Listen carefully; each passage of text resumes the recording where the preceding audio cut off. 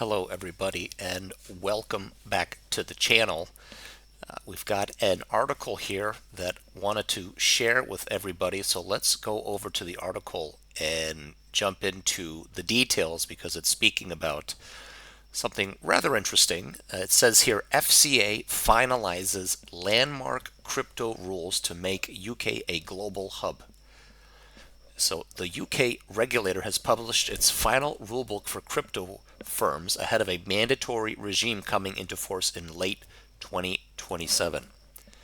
So in brief, the UK's Financial Conduct Authority has published its final crypto rulebook, completing a roadmap to bring the sector fully under its oversight. Trading platforms, custodians, stablecoin issuers, and staking firms must obtain FCA authorization before the regime takes effect in October 2027. The rules cover capital and stress testing requirements, market abuse controls, and stablecoin standards, eased in places after industry feedback. So the article begins here. The Financial Conduct Authority has published its landmark rules for firms that help people buy, trade, and hold crypto in the UK, completing a regulatory roadmap years in the making. So trading platforms, intermediaries, custodians, stablecoin issuers, and staking providers will all need authorization from the regulator to operate in the UK. And so you can see the tweet here on their X account. This is a significant moment for crypto asset regulation in the UK. Now, let's continue down further. So firms will have to meet financial resilience requirements, including capital and stress testing, alongside new market integrity rules targeting insider trading and market manipulation. Stablecoins, tokens designed to hold a steady value, get their own standards meant to build trust in how they are used over time. Trading platforms will also act as gatekeepers, required to vet a token and publish a disclosure document to an FCA-run central repository before most assets can be listed. Crypto firms will fall under the FCA's consumer duty, and retail customers will gain access to the Financial Ombudsman Service for the first time. The rules also reach decentralized finance, applying where there is an identifiable controlling entity, with further guidance to follow. After consultation, the FCA said it has simplified parts of the regime to make it more workable, including lighter capital requirements for stablecoin issuers and trading rules tailored to how crypto markets actually operate, which included reducing a key stablecoin capital coefficient to 1% from 2%. The framework means firms don't have to choose between regulatory certainty and room to innovate. David Giel, the FCA's Executive Director of Payments and Digital Finance, said in a statement, providers will be held to similar standards to other financial providers, though we can't regulate away risk, he added. The rules flow from February legislation that brought crypto into the FCA's remit, one of the biggest expansions of its oversight in years. Until the regime takes effect, the watchdog's powers remain limited to policing financial promotions and anti-money laundering controls. Pre-application meetings open in July.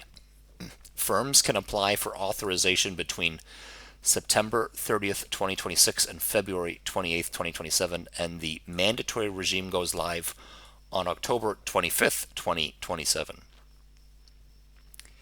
Industry groups welcomed the clarity.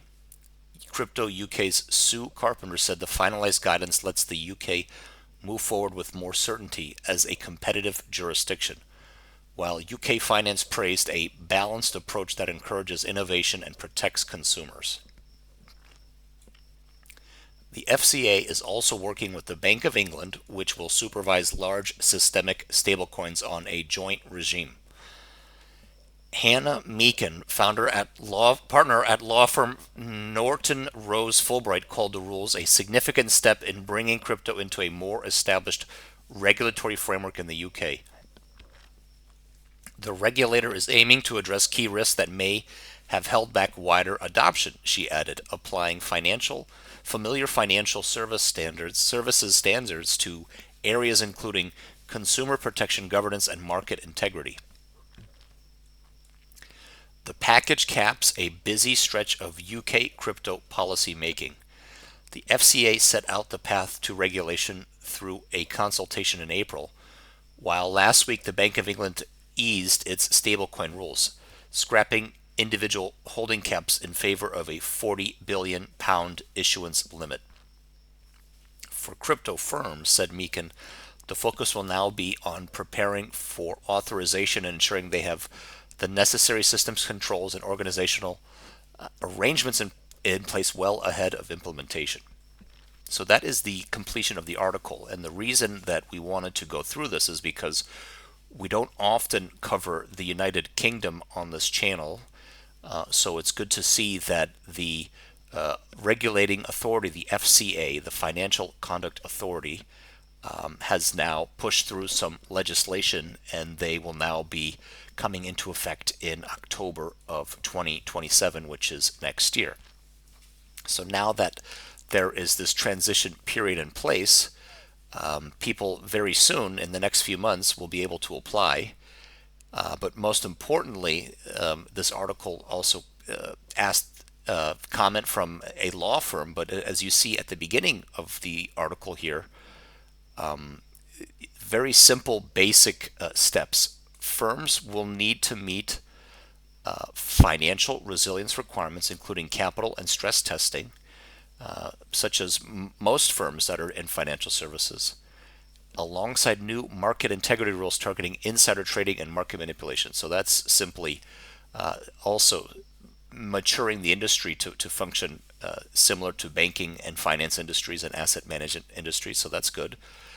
And then stable coins, token designed to hold steady value, get their own standard meant to build trust in how they are used over time. So this is really the most key part of the article, is that it means that the United Kingdom, the government over there, is also taking stable coins seriously, to the point where stable coins have their own standard, okay, as opposed to other digital assets. Stable coins are in a league of their own, if you will. And so trading platforms you see here are going to act as gatekeepers. So they're going to be required to thoroughly vet a token, and they're going to be required to publish a disclosure document to an FCA-run central repository before most assets can be listed. So this is really another way of raising the bar on exchanges and centralized platforms to do a bit more due diligence on what exactly they are listing, what exactly they are hosting on their platforms. So it says here, crypto firms will fall under the Financial Conduct Authority's consumer duty, and retail customers will gain access to the Financial Ombudsman Service for the first time. So this also extends to end users. So end users get more sort of consumer protections. And then it says here, the rules also reach decentralized finance, which a lot of people have argued for a long time is untouchable. But the rules inside the UK are now affecting directly decentralized finance, so applying where there is an identifiable controlling entity. So pretty much as far as people can connect or associate or trace, guidance is going to follow. So that's still a work in progress. And then they said they simplified the regime to make it more workable. So there's lighter capital requirements for stablecoin issuers, which is basically sort of lowering the amount of assets on hand. And then trading rules tailored to how crypto markets actually operate. So which included reducing a key stablecoin capital coefficient from to 1% from 2%. So basically cutting in half the necessary stablecoins of assets on hand to a smaller percent, which is actually quite interesting. And the comment from Mr. David Gill, the Financial Conduct Authority's Executive Director of Payments and Digital Finance, said, providers will be held to similar standards to other financial providers, though we can't regulate away risk, which is true for any financial asset, even real estate or gold. There's risk involved there too. So that pretty much goes without saying. Okay, now I think we've pretty much covered everything for this article, but we wanted to highlight the fact that we haven't really covered the UK, so this deserves a standalone video to give people a full update on what is going on with the United Kingdom, because of course the article, the title of the article is stressing that trying to make the UK a global hub for digital assets. And finally, before we wrap up the video, a reminder here that we are cryptodeposit.org. So of course, if you go to cryptodeposit.org, you can connect your wallet. We've got our partner platform Crypty, but of course you can see here on my recent usage, I use MetaMask.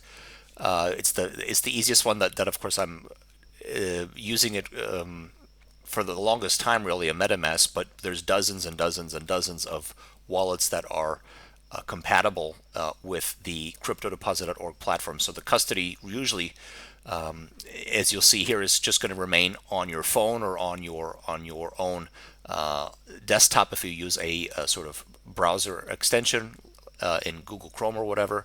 But as you see here, look, you can deposit cash after you've connected your wallet. There's bank wire options. You can pay with a card, as you see here, in multiple currencies. But the goal is, if you guys wanted to get stable coins, USDC and USDT are available. So don't forget that. Remember, connect your wallet. You can deposit stables, and this is where the magic happens. So after you've deposited stables, USDC, USDT, you're able to choose 7 days, 14 days, up to 5 years, a percent yield curve. Okay, so that is also negotiable. That's adjustable. Just email us at info@cryptodeposit.org if you need any assistance. And then again, you'll have your bills, which appear as NFTs in both your wallet and here after the fact. So they'll be live, active, on-chain. Borrowing and lending, you're able to, this is going to be expanding in the future as well. So there's a lot to elaborate on here. And then you have OTC, over-the-counter. You have statement history, again, if you've connected your wallet. XMTP, high secure messaging, there's no higher standard. And then you have activity. Once again, if you've connected your wallet, you can see your activity and exchange and swap. So the exchange and swap, there's a lot to get into over there. And then there's a white paper at the bottom of the website, but there's also a video on the YouTube channel, and there's a bunch of tutorial videos. So there's a playlist dedicated to getting you started. Otherwise, you can simply email us at info@cryptodeposit.org. So with that being said, I want to thank everybody for your time and attention, and we'll see you on another video soon, because we've got a few other videos coming out today on a few interesting topics. So with that being said, see you again very soon on another video coming up in just a little bit. Goodbye.